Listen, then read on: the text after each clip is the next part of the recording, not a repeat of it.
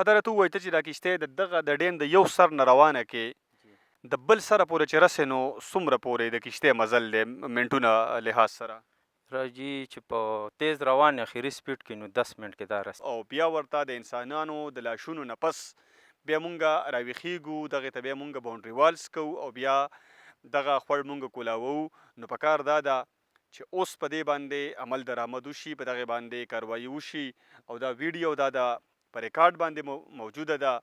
نو وړاندې له هغې نه چې بیا تباهي وشي، الله دې نه کړي چې د انسانانو تباهي وشي، د مالونو تباهي وشي، د بلډینګونو د انفراسټرکچر تباهي وشي او بیا اسسټنټ کمشنر صاحب او ډي سي صاحب او بیا سیاسي قیادت دا ویډیو زه چلوم، نو هغې نه ښه دا ده چې اوس په دې باندې عمل درآمد وشي او دغه چې کومه تباهي مخې ته الله دې نه کړي راځي، د هغې دې روکتام وکړلی شي. الرحمن الرحیم. قدرمنو کتونکو، سنګرخان ما او دا وخت په ضلع مومن کې د تحصیلي پلانغار د موټو شاه د ډیم په غاړه باندې ولاړ یم. دا یو باراني ډیم دی، اگر چې د دې ډېرې زیاتې فایدې دي. دا قدرمنو نن چې په کومه خطره باندې خبره کومه نو هغه دا ډیمونه په یو خوړ باندې جوړ شوي دي او دغه خوړ ته د کیرړې خوړ ویلی کېږي. دا داسې بیا لاړ شي دې سره د پلانغار نه خوړونه راوتي دي، هغه هم ورسره یو شي، لاندې چې لاړ شي هلته کې ورسره نور خوړونه یو ځای شوي دي او دا بیا په تنګي کې د ټاټونو خوړ چې ورته ویلی کېږي نو هغه خوړ ته جوړ شي. نو بیا که تاسو کتلی وي د ټاټونو پورې خو چونکې د علاقه دا خوړ کولاو دی، نو اگر چې په دې کې هر څومره سیلاب راشي که د دې ډیم نه هر قسمه خطره وي خو هغه دا په ځان کې جذب کولی دا شي چې دا خوړ کولاو دی. خو د ټاټونو پول کو تاسو کتلی وي نو هغه ډېر زیات کولاو دی، د 1.5-200 فوټو باندې تقریبا چې هغه کولاو پول دی. خو چې بیا د جورې د پول نه واوړې نو بیا دغه خوړ چې په هغې باندې دا دونه غټ ډیمونه جوړ شوي دي، دغه خوړ بیا ټوټل په یو نالۍ کې بدل شوی دی او تقریبا چې د هغې ټوټل بیا 6 فوټه یا 7 فوټه نالۍ د هغې نه جوړه شوې ده. نو قدرمنو یو خو تاسو له دې نه اندازه ولګوئ چې په دې ډیمونو کې څومره په غټ مقدار سره اوبه دي. بله دا ده که په دې ډیم باندې اوبه رازیاتې شي دا دوی کولاو کړي یا الله دې نه کړي دا ډیمونه ټیکنیکلی فیل شي، نو تاسو په خپله باندې اندازه ولګوئ چې دا دومره غټې اوبه به 2 ډیمونه دي، دا به دغه وړه نالۍ چې ټوله 15 فوټه یا 6 فوټه نالۍ ده دا به په ځان کې څنګه جذب کوي.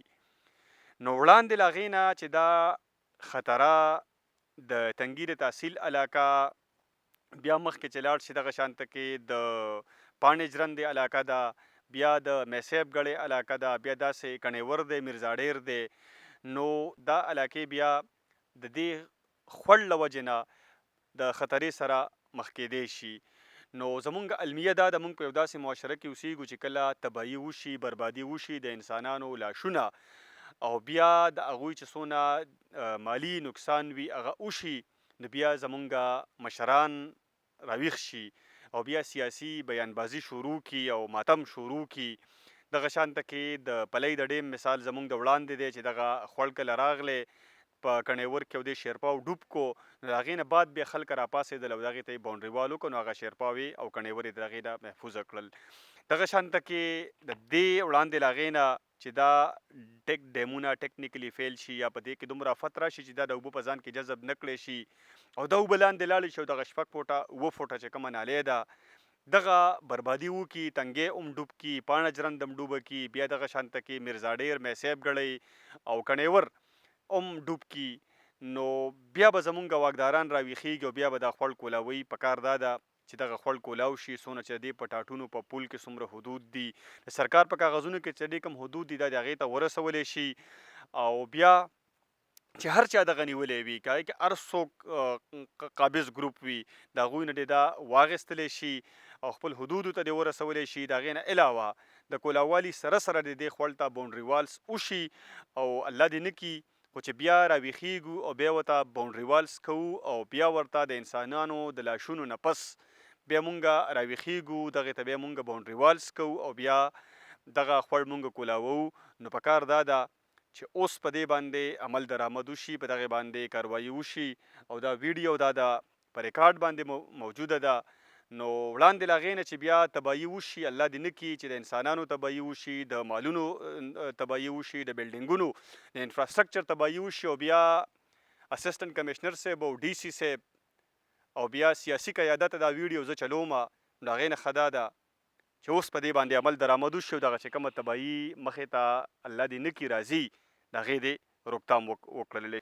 قدرمنو کتونکو دا وخت را سره دلته کې یو هلک ولاړ دی دی په دې ډیم کې کشتۍ چلی باقي تفصیل د ده نه اورو. السلام علیکم. وعلیکم سلام صاحب خیر دی. شکر دی. وروره څه نوم دی دی؟ زما دولت نوم دی پړانغ اوسېدونکی یم. دولت دلته کې په دې ډیم کې کشتۍ څونه وخت نه چلی؟ یاره کشتۍ به غالبا 2-3 میاشتې کېږي دی نه چلو. د ډیم راسه یو کال وشو چې د مایانو ډیم مات خان اخیستی دی او هغه څه کار کو. ټیک ده. ښه دا راته ووایه ته چې دا کشتۍ د دغه د ډیم د یو سر نه روانه کې د بل سره پورې چې رسې نو څومره پورې د کشتۍ مزل دی منټونه لحاظ سره؟ راځي چې په تیز روان اخري سپیډ کې نو 10 منټ کې دا رسي هغه سر. مطلب دا چې په دې کې ډېرې زیاتې اوبه دي. اوبه شته دی 1 کیلومیټر خوشا کې اوبه شته. کیلومیټر خوشا کې دی اوبه ځان کې سټور کړي دي. ښه دا راته ووایه چې د دې ډیمو د شلېدو چېرته کې ټیکنیکل چې کوم فیلیر ورته مونږ وایو نو د هغې کله ناکله داسې څه خطره مې راځي چې اوبه په دې کې ډېرې شي؟ یاره جي اوسه پورې موږ ته څه خطره دغه نه ده راغلې او دا ډیم خو ایله راډک شو هغه اوسه پورې ته شو. په دې لا سیلاب نه دی اوښتی په دې باره. دا ځل نه دی اوښتی مخکې خو اورېدلي دي؟ دا ځل په سیلاب نه دی اوښتی. ښه ټیک ده. خوشحاله اوسئ. صحیح شو جي مننه.